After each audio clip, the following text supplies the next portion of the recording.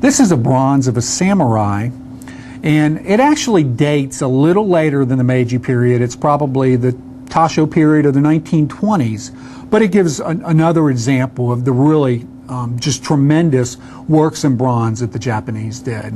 And you can just see the detail along the face here, and the detail with the swords that they have. Just really a fine piece of work. And then another piece I wanted to show is this mallet. And this mallet has a gold inlay as well as silver, and then it's just inlaid throughout here. And this is from the Meiji period. And this actually comes from some of the characters that the Japanese believed in with their religion. This would be something called Daikoko's mallet. And you can tell this one looks like it's been used a fair amount for some type of use as a mallet. But just a tremendous piece of metal work. The next area I wanted to talk about is that of cloisonne. Cloisonne is enameling over a type of metal.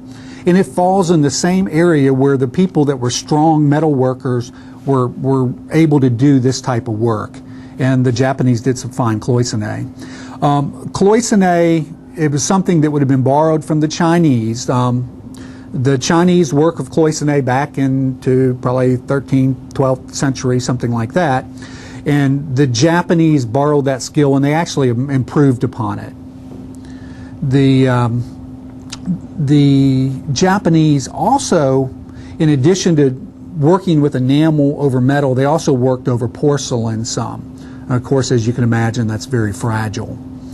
But the Japanese would work with a wireless method of cloisonne, which was unique. It was different from what the Chinese did.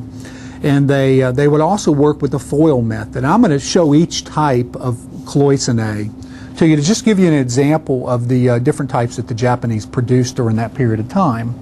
This is a vase that would be from the Meiji period. It's probably 1890, somewhere in there. But you can see on here, it's kind of a combination of enameling work. The black is enameled, and then there's a foil method used in here. Each one of these little roundels have a different type of foil or different color of foil in here. And the Japanese mastered that type of work. It's a very fine piece. Very recognizable as from the Meiji period. I mean, most dealers, most collectors would look at this and certainly say it's 1880s, somewhere in there, because the Japanese, the type of work they did during this period, you can very readily see it, and it's got some geometric designs around it. And again, you can see the flowers and the birds that we've talked about with the type of work they did during this period of time. This unfortunately has a little bit of damage, but it still gives you a prime example of the work that was done during this period. Now, I mentioned earlier the wireless method that the Japanese did. Well, this is probably from 1960 or something like this, but I wanted to show it because it is a great example of the wireless method. I mean, on some of these other ones we looked at, say for example this one, you can see in close-up that there's bronze wires around there. That's what's built up, and then they fill the enameling in around the bronze. Well, on this particular one, you don't see the wires. It's called the wireless method, and it really takes a skilled craftsman to do this type of thing. Some of these vases from this period of time are marked by the makers, but very oftentimes they're not. And but some of the makers were just so proficient, known for the types of work that they did. Somebody that's really a skilled collector can take a look at a piece of cloisonne and even tell who the maker was without the name being on it.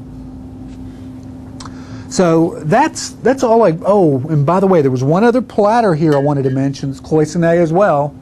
And it's a large charger. But again, you can see the birds and the flowers in there, really focused on that. This one has a little bit of damage around here, but you can just see the detailed work around the border as well as just on the bird. I mean, you can see the detail on the birds that are on there. They really did a fine job on it.